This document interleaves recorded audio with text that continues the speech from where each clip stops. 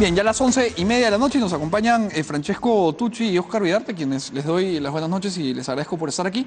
Y vamos a hablar de un tema que está harto caliente, que es el tema de Venezuela, porque se ha adelantado la posibilidad de celebrar elecciones, pero son unas elecciones un poco raras, porque los líderes de la oposición, Capriles está imposibilitado de participar, Leopoldo López está arrestado y por otro lado el alcalde Ledesma está exiliado. Entonces está complicado, la Mesa por la Unidad Democrática anda destartalada. Sin embargo, en las calles hay un clamor por un cambio importante, pero por otro lado, el propio gobierno tiene a buena parte de la población completamente subsidiada con alimentos. Entonces, ¿qué va a pasar en Venezuela? ¿Cuál debe ser la posición sobre el Perú? Son un montón de temas que vamos a tratar de abordar en la media hora que tenemos. Señores, buenas noches. Comenzamos con usted, Oscar. ¿Cómo ve el tema de Venezuela? Bueno, es obvio que que esta medida de adelantar elecciones tiene una connotación política detrás. Probablemente el gobierno de Maduro, bastante desprestigiado, bastante criticado internamente, debe ser la mejor coyuntura para un proceso electoral que tenga un resultado favorable para sus intereses. ¿Por qué? Porque básicamente tienes a una oposición que está fracturada, con mucha división interna luego de estas diferencias de los últimos meses en torno a negociamos o no con el gobierno, participamos o no de elecciones. Segundo lugar, tienes a una oposición cuyos principales líderes políticos no pueden participar, entonces tendrían que reconstruir liderazgos en un poco transcurso de tiempo. Y tres, porque acordémonos que el gobierno desafilió a una serie de partidos y esos partidos tendrían que nuevamente pedir firmas para participar en las elecciones en 4 meses. Es un proceso bastante difícil para hacerlo en tan corto plazo. Entonces, en otras palabras, el gobierno y su candidato Maduro tendrían todas las posibilidades de, a pesar de la gran crítica y de la poca o reducida popularidad que puede tener Maduro, la oposición no presente un candidato que pueda competir contra sus intereses. Y a eso creo que habría que sumarle, no sé cómo lo ve usted, Francesco, otro asunto, que es que en Venezuela, igual que en el Perú, uno no puede firmar por un partido si es que ya firmó por otro. Exacto. Y además eso lo controla el organismo electoral venezolano, que lo dirige la señora Tibisay Lucena, que es experta en, pues, digamos, lamer la bota del dictador. Y es bien complicado porque buena parte de las prebendas que el propio gobierno le da a la gente es a cambio de firmas. Entonces, la cantidad de gente que está inscrita en el partido de Maduro es pues elefantiásica y no necesariamente habla de una participación activa dentro de la política.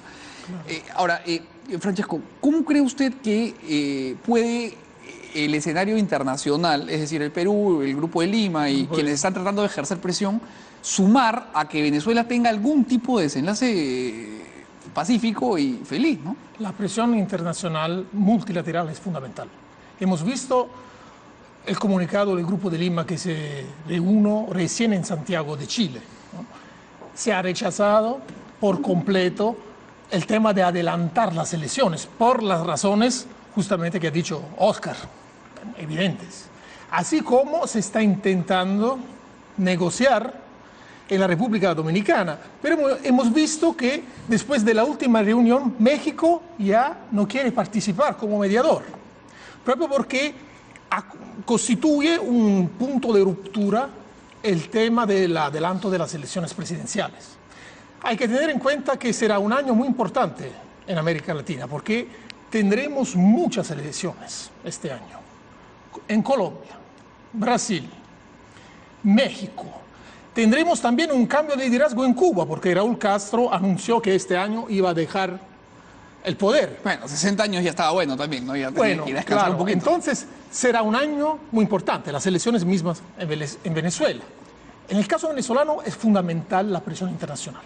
Propio hoy, Maduro ha llamado a consultaciones su embajador que está en España, porque como medida retorsión contra el país europeo que ha apoyado la Unión Europea y ha fomentado la adopción de sanciones contra siete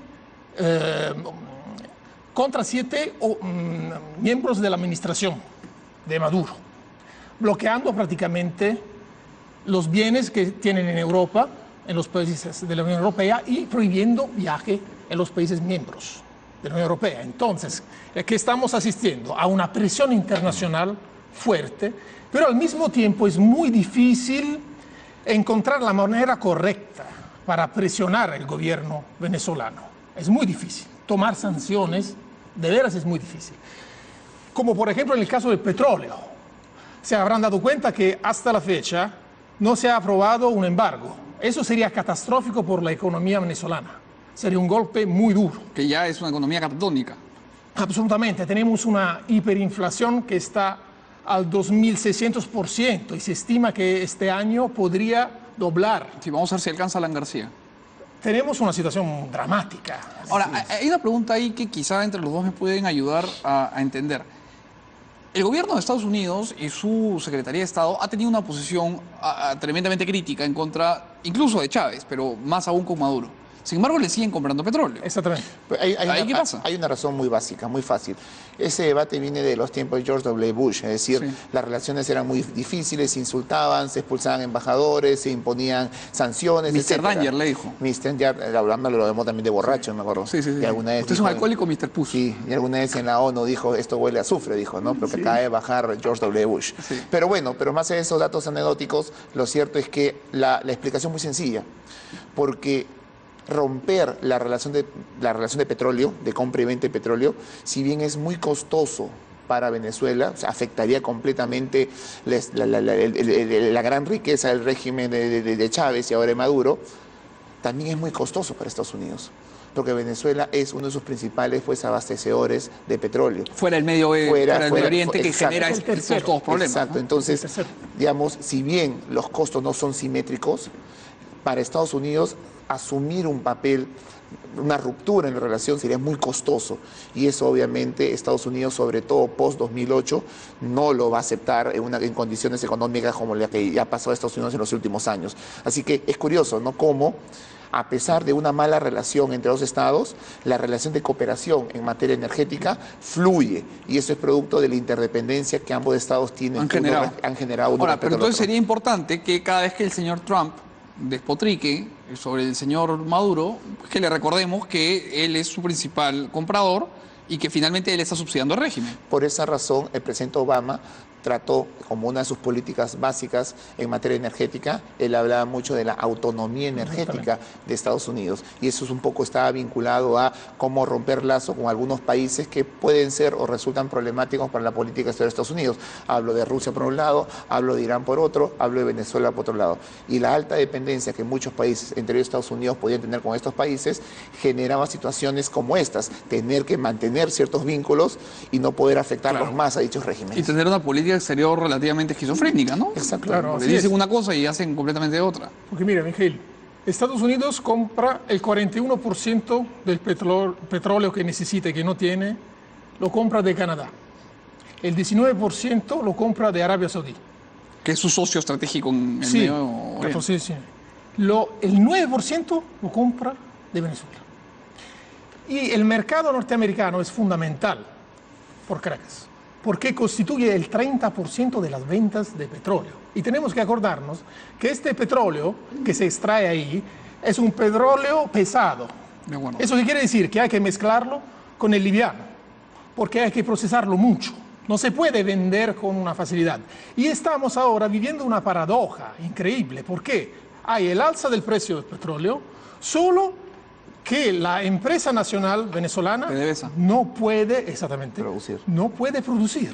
Está bajando progresivamente la producción por Ahora, barril. Cada día, es increíble. Un asunto importante aquí es que lo que usted nos dice es fundamental para entender la dinámica de poderes entre Venezuela y Estados Unidos, pero ahí creo un elemento también complementario, que es que el petróleo venezolano, si bien solo representa el 9% de la compra que hacen los Estados Unidos, el petróleo saudí, que sí representa un porcentaje más amplio, está supeditado a una serie de tensiones entre Arabia Saudita e Irán y los suníes y los chiíes y una guerra que puede desatarse, o el asunto de Yemen. A lo que quiero llegar es a que hay una serie de tensiones geopolíticas que complican ese flujo, mientras que el de Venezuela está ahí nomás. O sea, en términos hasta geográficos, ¿no? Es más directo. Eso depende también del interés que tiene Estados Unidos. Tenemos que ponernos la pregunta, ¿Estados Unidos tiene un interés a modificar la situación en Venezuela? No. Supuestamente ahora no tiene ningún interés. Señaló hace un par de meses, y esto sonó muy fuerte. El presidente Trump habló de intervenir militarmente hace un par de meses, pero parece que era más de la boca hacia afuera que una política Como realmente, casi todo lo que dice. como gran parte de lo que dice en política exterior, ¿no? Y que creo que más bien antes de ayudar a países como el Perú, que estaban tendiendo a lograr otro tipo de salida a través de las vías diplomáticas y mecanismos de presión internacional. Exacto. Creo que ese tipo de mecanismo recordó nuevamente el pasado de Estados Unidos con la región, su pasado intervencionista. Centroamérica sobre todo, ¿no? Sí, Bueno, también, y Brasil también de alguna manera en los 60. Entonces, ese pasado más bien deslegitimó el papel de Estado que Estados Unidos podía tener. Más bien, cuando el grupo de países que lidera el Perú quería tener a Estados Unidos como aliado, más bien había que alejarlo un poquito de Estados Unidos del problema por culpa de dichas declaraciones. Y además hay otro asunto que se desprende de esto, que es que Venezuela es una cleptocracia que se ha construido sobre un mecanismo de propaganda en donde se repite todos los días que el imperio ha urdido un plan para desestabilizar la revolución bolivariana y tal. Entonces, un tuit como este de Donald Trump es perfecto para los mecanismos de propaganda, sí, para poder continuar con la idea de este fantasma y poder perpetrarse en el poder para defender una revolución que no existe. Ahora, eso lo vemos desde los tiempos de Chávez. Hay un manejo de medios de comunicación, una ley de medios que ha expulsado y ha silenciado a muchos medios.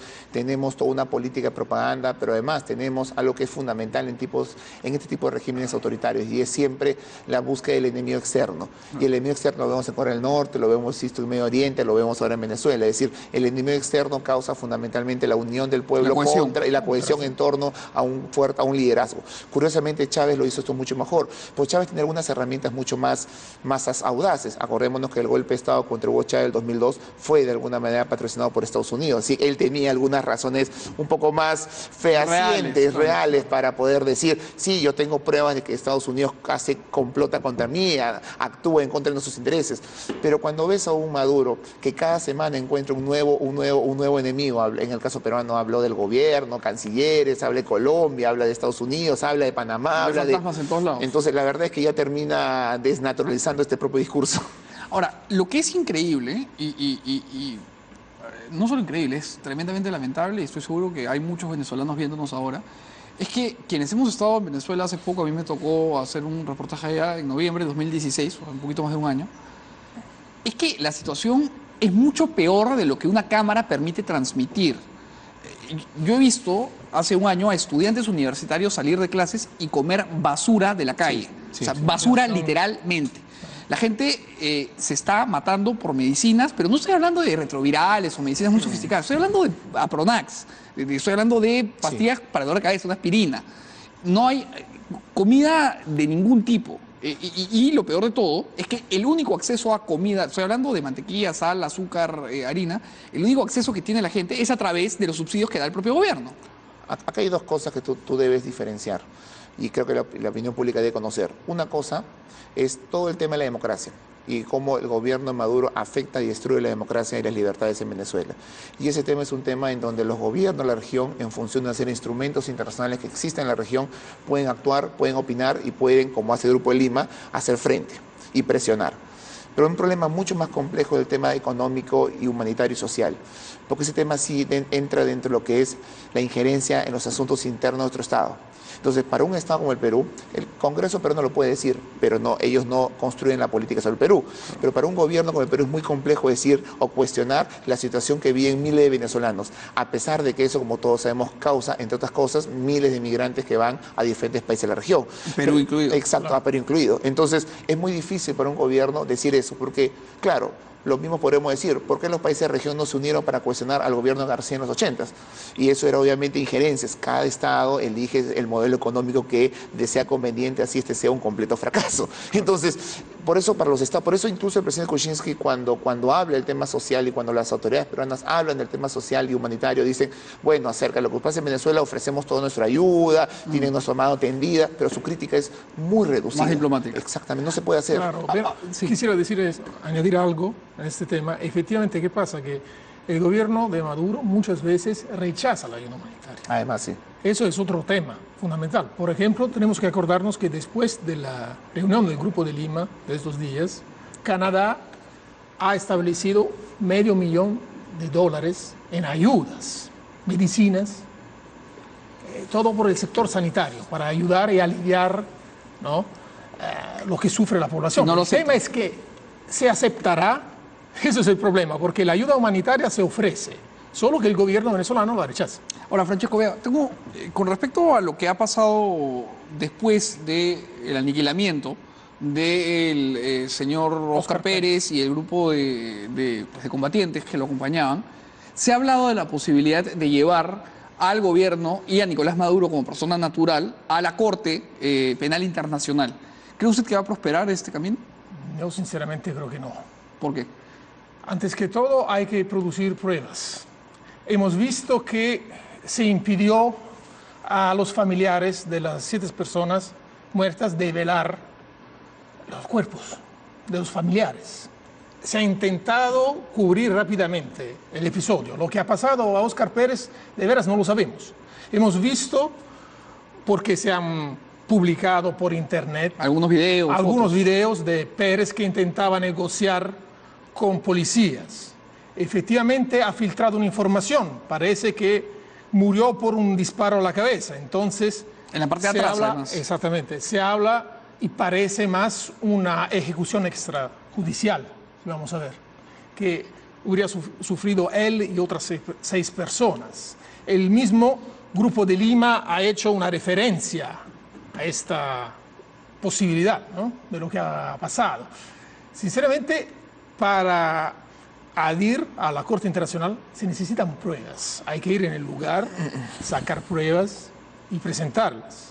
Cosa que el régimen ha hecho que sea casi imposible. Así como, por ejemplo, en el caso de las elecciones presidenciales, tendremos que ver si efectivamente se invitarán observadores internacionales. Porque, como sabemos, es necesaria la invitación. No es que se pueden presentar, por ejemplo, los observadores de la Unión Europea. Claro. Tienen que ser invitados. Eso sería importante. ¿Para qué? Para efectivamente registrar un proceso limpio, electoral. Pero eso no creo que lo vamos a ver. Ahora, algo que es bien paradójico es que el señor Maduro ha referido que el señor Óscar Pérez es un terrorista, un asesino y tal. Y además mandó a un grupo de fuerzas especiales de la policía y agentes del SEBIN, que es el Servicio de Inteligencia, a abrir fuego contra ellos, incluso utilizando RPG, o sea, bazooka. Ellos eran 10.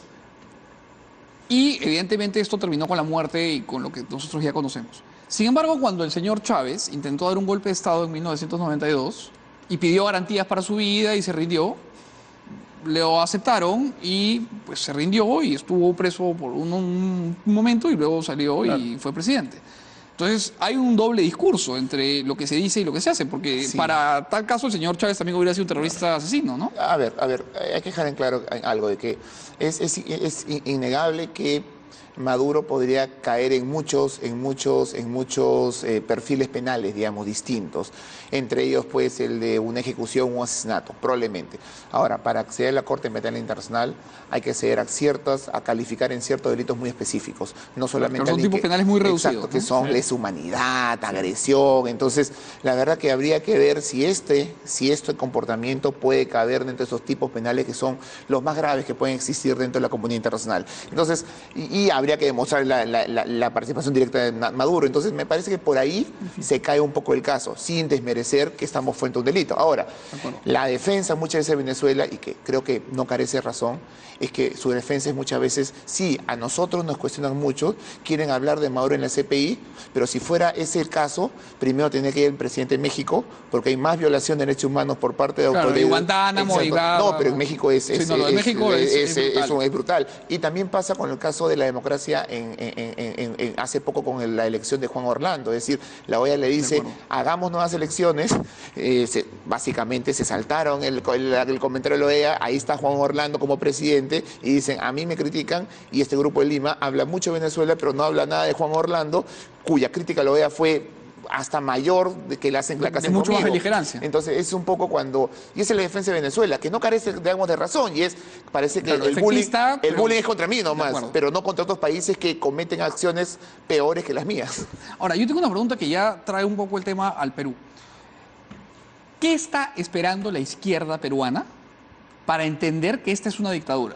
Porque yo tengo varios años siguiendo las reacciones de la izquierda y los comentarios que hacen sobre Maduro, Y han habido puntos de inflexión en los que ya sectores más moderados de la izquierda han dicho, ok, se convirtió esto en una dictadura, está muy mal y tal. Pero hay un sector de la izquierda que sigue sustentando a Nicolás Maduro como un líder legítimo y como un gobierno democrático. ¿Qué están esperando? ¿Que hagan gulags? Yo quiero entender qué es lo que pasa para que la izquierda crea que esto funciona. Acá hay algo muy sencillo, y es que a la izquierda, por lo menos a una parte, o por lo menos a toda la izquierda, le costó durante mucho tiempo aceptar que sucedía algo por lo menos irregular. La defensa tácita o implícita del régimen de Maduro fue permanente, digamos. Y me acuerdo que yo siempre, en las discusiones con amigos y académicos, decía lo mismo. Llamar dictadura, hoy no, hace un par de años, llamar dictadura podría ser muy difícil al régimen venezolano, hace por ejemplo 4 o 5 años, era difícil, porque dictadura está asociado básicamente a lo que es irrupción abrupta del orden. En todo caso, hace 4 años hubiera sido un autoritarismo competitivo. Una alteración al orden constitucional, usando un término propio de la Carta Democrática Interamericana, no hay que salirnos de la Carta, alteración al orden, como lo fue Fujimori en su momento. Entonces, hoy, después de que hemos visto, ya no hay un respeto al Estado de Derecho, no hay un respeto a la división de poderes, no hay un respeto a la competencia política, que son las bases de lo que es en la democracia, pues obviamente ya no podemos hablar ni siquiera de alteración, acá es completamente una dictadura. No, sin embargo, pues, como tú dices, resulta algunas veces inexplicable que por lo menos hoy una parte de la izquierda ya comienza a reconocer. Le cuesta, pero ya comienza a reconocer. Duele, pero no sé si lo duele, pero digamos, ya por lo menos reconoce una situación irregular. Y eso es un avance importante. Y eso ya es suficiente para cuestionar el manejo de la democracia en dicho país. Ahora, sí, por favor. Quisiera añadir esto. Efectivamente, una deriva autoritaria es evidente, no se puede propio dudar. Y son los hechos que nos enseñan esta deriva. Por ejemplo, vamos a ver la formación de la Asamblea Nacional Constituyente. Es inconstitucional. Completamente. Y no solo. Vamos a ver la participación del electorado. Según el oficialismo, participó el 41% de los electores. Según la oposición, el 12%. Ya se trata de una minoría. Entonces, una fuerte abstención. No participó la oposición. No presentó a nadie, en el caso de la Asamblea, ¿no? de las elecciones. Sí. Entonces, ¿cómo puedo hacer yo una Asamblea Nacional Constituyente donde no están representadas las varias fuerzas políticas? Porque se trata de modificar la Constitución de un país. Ya cuando tengo todos los representantes del oficialismo, solo del oficialismo en una constituyente, hay algo que no funciona. Antes, quiero plantearles un asunto, que es un asunto que se discute poco en el Perú. A ver, creo que estamos de acuerdo los peruanos que creemos en la República y en la democracia, que lo que está haciendo Nicolás Maduro es encabezar una satrapía putiliendre que está llenando de hambre y de miseria al pueblo de Venezuela. Correcto. Pero el rol de la oposición en Venezuela, y de esto quiero hablar, no está siendo tampoco el más eficiente, porque no están siendo capaces de armar un frente común. ¿Qué pasa ahí con la oposición? Justamente a eso iba. Algunas veces el análisis se concentra un poco en el régimen de Maduro, lo cual es válido, pero para hacer un análisis integral de toda la situación de Venezuela hay que incorporar también a la oposición. Y sus fallas, que son inmensas. Claro, y la oposición tampoco ha sido un elemento pues, que ha ayudado en el devenir de los acontecimientos en Venezuela. Una oposición que ha sido fracturada en función de diferencias internas, porque acordémonos que la oposición en Venezuela reúne a perro, pericote, gato, reúne grupos de derecha. Claro, la MUT está, todo el mundo, no es la mesa de unidad de democracia. Hay socialdemócratas, hay de centro, hay socialcristianos, hay de derecha, hay bien neoliberales, hay de todos los colores políticos. Y obviamente en este contexto, y además no solamente eso, sino que muchas veces en las elecciones locales, de las muchas que han habido, terminaban privando los poderes locales, los caudillismos, que en la MUT también hay muchos, como en Latinoamérica, digamos. Entonces, y estos caudillismos jalaban para su molino. Por esa razón, en la última elección, que claramente iba a ser fraudulenta, que claramente iba a ser poco competitiva, que claramente iba a ser favorable al gobierno, la MUT termina fracturándose en dos. Y esta diferencia la hemos visto constantemente. Y otro elemento adicional, que la gente de la MUT no siempre se ha caracterizado por ser particularmente democrática. Hay actores también dentro poco democráticos. Digamos que hay muchos cabezas importantes que durante el tiempo de Chávez, cuando todavía Chávez podía creerse que era un demócrata, propiciaron pues golpes de Estado y que participaron en golpes de Estado del 2012. Así que la MUT también está teñida de grupos no tan democráticos, digamos. Ahora, para escuchar su opinión, Francesco, respecto a esto, es verdad que dentro de la MUT tienes a gente como María Corina Machado, que tiene, por ejemplo, una línea más de economía de mercado, más de derecha, si se quiere, y luego Leopoldo López, Lilian Tintori, por ejemplo, son socialistas. Ellos se definen como socialistas. El propio Leopoldo López, en el libro que escribe desde la prisión, libre pero preso, Él se define como un socialista moderno y tal, pero eso genera, creo, la imposibilidad, por lo menos en la ideología, de generar un frente común. Pero en la práctica, ¿qué pasa? ¿Por qué no está la oposición de Venezuela en condiciones de armar un frente contra un gobierno que, además de todo lo que ya hemos comentado, está sin duda mucho más debilitado que el de Chávez? Es decir, si ha habido un momento en el que Goliat podía ser vencido, ha sido del último año. ¿Por qué no se puede la oposición preparar para encajar un golpe democrático, por supuesto, y no hablo de un golpe de Estado, sino digo de un golpe de estrategia política, que permita desestabilizar a un régimen que a todas luces está cayéndose? Como se ha dicho, propio porque la oposición tiene muchas almas distintas. Están fragmentados. Esa es la debilidad principal. No hacen un frente único, verdadero, y no se presentan de una manera monolítica para ganar el oficialismo. Esa es la debilidad más grande que tienen. No producen un programa común, listas comunes, propio porque hemos visto, hay demasiadas almas distintas. Es necesario antes recompactar. Definir un ADN exactamente, común, o por lo menos llegar a un acuerdo y presentarse juntos, porque solo juntos. Efectivamente, como ha adelantado Oscar antes, ¿cuál es el interés de Maduro de anticipar las elecciones presidenciales? Es esto. Aprovechar y las mantener contradicciones al otro lado. Exactamente.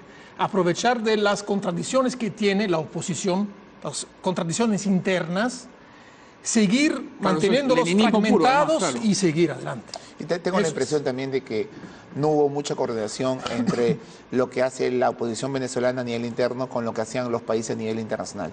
Porque de alguna manera los países presionan para que la OEA tenga un papel más activo y la MUT acepta una negociación bilateral con el gobierno al margen de la OEA. Sí, y esto obviamente termina también quebrando... Claro, genera dos aguas. Sí, terminan quebrando los intentos de presión externa que sin la oposición interna no van a ser viables nunca. Ahora, hablando de presión externa, hay la posibilidad de que el señor Maduro venga al Perú en unos días nomás. ¿Creen que el Perú debería declararlo non grato y no permitir su ingreso al país? Totalmente de desacuerdo. ¿Por qué?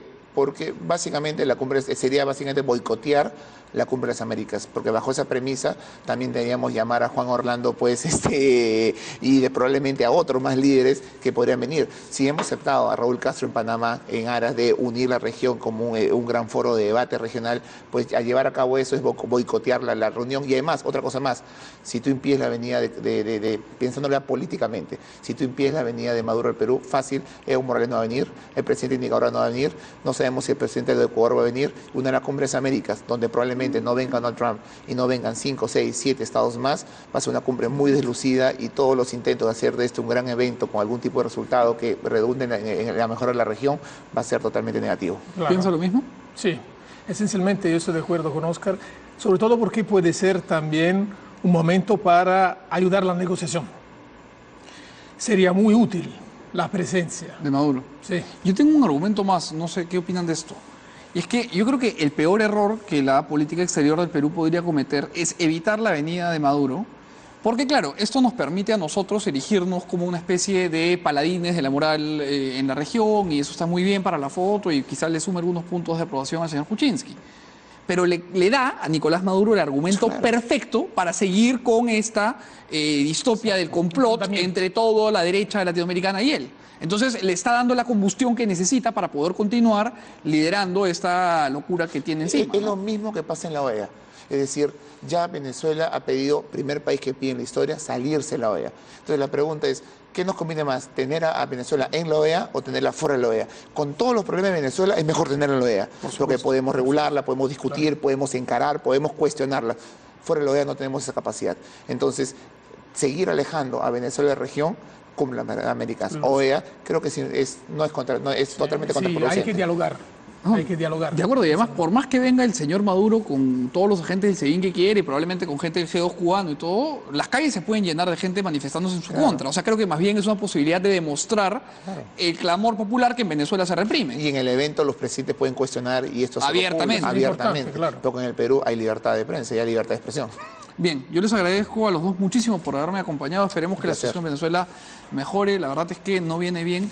Pero quiero terminar diciéndoles a ustedes un tema que se ha comentado mucho a raíz de Venezuela. Y es que hay una preocupación cada vez más creciente por parte de la población en el Perú de que vengan inmigrantes venezolanos. Y creo que aquí tenemos que tener la mente un poco más abierta.